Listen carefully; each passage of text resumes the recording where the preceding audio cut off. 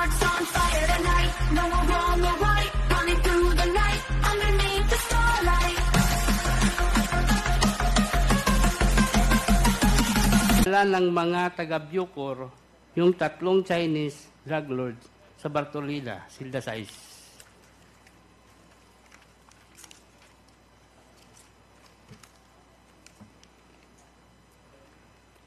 Ayaw nilang pumasok nung una dahil nakita kami sa loob ni Fernando Magdadaro. Dahil dito, nilipat mula kami sa Bartolina, Silda 4, saka pumasok ang tatlong Chinese drug lords at pagkaraan ng ilang minuto ay binalik din kami sa Bartolina, Silda 6. Noong August 13 ng gabi, pinagsasaksak na namin yung tatlong Chinese drug lords. Ginamit ko ang korta at pagsaksak at si Fernando Magdadaro naman ay gumamit ng 29 balisong sa pagsaksak. Ang korta at 29 balisong na nagamit ng palaksak na binigay ni Leo Pinkian isang araw bago yung insidente. Si Leo Pinkian ay mayor ng Bartolina. Napag-usapan namin ni Fernando Magdadaro na sabay naming sasaksakin yung tatlong Chinese drug lords kaya pinagsasasak niya si Chu Kintong habang pinagsaksak ko naman si Peter Wang. Pagkatapos sumunod na pinagsasaksak ni Fernando Magdadaro si Jackson Lee. Pagkatapos ng insidente ng pagpatay sa tatlong Chinese drug lords, nilagyan ni Fernando Magdadaro ng malong yung rehas ng Bartolina, Silda 6, para hindi makita ang duguan na katawan ng tatlong Chinese drug lords. Pagkatapos ay dumating si Superintendent Gerardo Padilla sa Bartolina, Silda 6, at sinabi niya na, anong ginamit ninyo? Ihagis sa labas. At hinagis naman namin ang korta at ang balisong sa labas ng Silda. Nilabas namin sa selda ang kamay namin at pinusasan kami ni Sir Puro. Pinalabas kami para dalhin sa IS Investigation Section.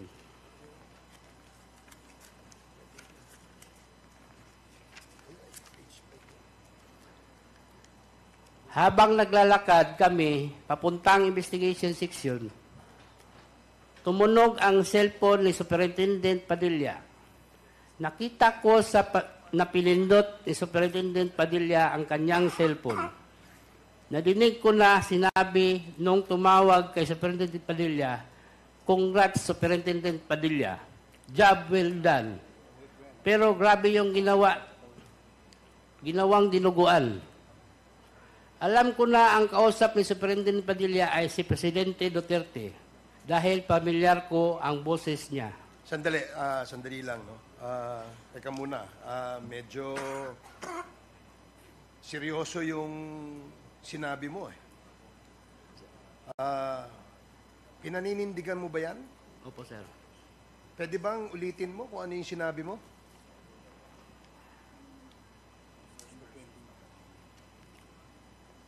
Habang naglalakad kami papuntang investigation section, tumunog ang cellphone ni Superintendent Padilla.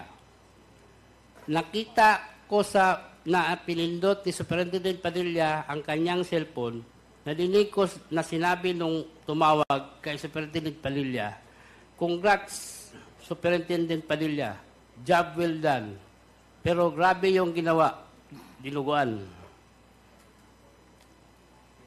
Meron kang kasing binanggit na pangalan yung nandito sa number 29. Ito ay pinaninindigan mo. Opo. Pwede bang pakiulit mo ulit kung ano yung sinabi mo dito? Alam ko na ang kausap ni Superintendent Padilla ay si President Duterte dahil pamilyar ko ang boses niya. Nakakausap mo ba si President Duterte?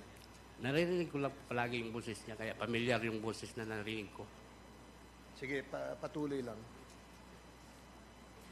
Pagkatapos ng tawag, sabi ni Superintendent Padilla sa mga kasamahan niya doon, tumawag si Presidente, nag-congrats sa akin. Dahil sa sinabing ito ni Superintendent Padilla, kaya lalo akong napaniwala na ang tumawag sa kanya ay si President Duterte. Pagkatapos kaming imbestigahan sa IS, kinausap kami ng hipi ng Bartolina na si Jerome Glassi. Pinapapili kami kung saan selda ang gusto namin at pinapalinis ni Superintendent Padilla. Pinili namin ang Bartolina selda sa IS at doon kami naglagi ng 3 linggo. Pagkatapos ng 2 araw, dumalaw sa akin si SPO4 Arthur Narsulis at sinabihan kami na nandito na ang reward ninyo na tig-1 milyon. Saan ko ito ibibigay? At ang sagot ko, ibigay mo ang 1 milyon sa asawa ko. At ang sani naman ni Fernando Magdadaro, ibigay ang 1 milyon sa kanyang asawa. Pagkaalis ni SPO4 Narsulis, naisip ko na ang usapan namin ay 1 milyon kada ulo, kaya kulang ang reward na natanggap ng mga asawa namin. Ngunit naisip ko rin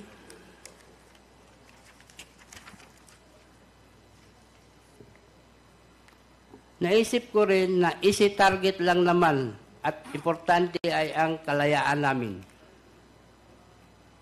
Noong sumunod na araw ay dumalaw ang asawa ko at ang asawa ni Fernando Magdadaro at kinumpirma nila na natanggap na nila ang tig-1 milyon. Palagi kong tinatawagan si SPO4 Arthur Narsulis tungkol sa aming paglaya at ang palagi niyang sinasabi, mag-antay-antay lang kayo, makakalaya din kayo. Sabihan namin ang Presidente.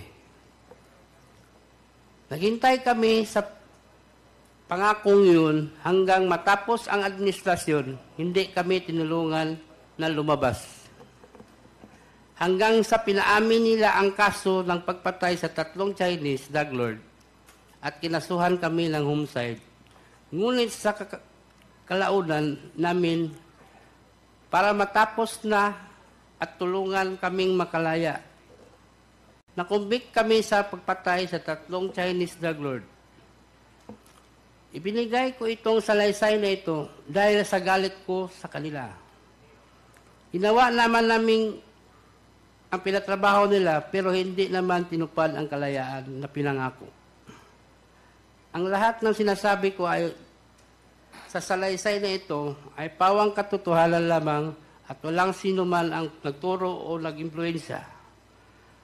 At alam ko rin na maaring gamitin laban o pabor sa akin, sa ngayon ito ay na lang po ang masasabi ko at wala nang idadagdag pa sa aking salaysay. Bilang patuto, lumagda ngayong ika-21 Agosto 2024 na lungsod ng Baguio. Maraming salamat. Okay, salamat Mr. Tan. Ito bang sa salaysay mo, pirma mo ito? Opo, Your Honor. Okay, meron ka pa bang idadagdag na Wala na po. wala ka nang dadagdag? Okay. Feel the rhythm beat, moving to our feet in the city heat. I don't need to retreat. We go wow, wow, wow. Living just like a child. Running free and wild. Never gonna be my flower. Life is ours to play. Dancing every day.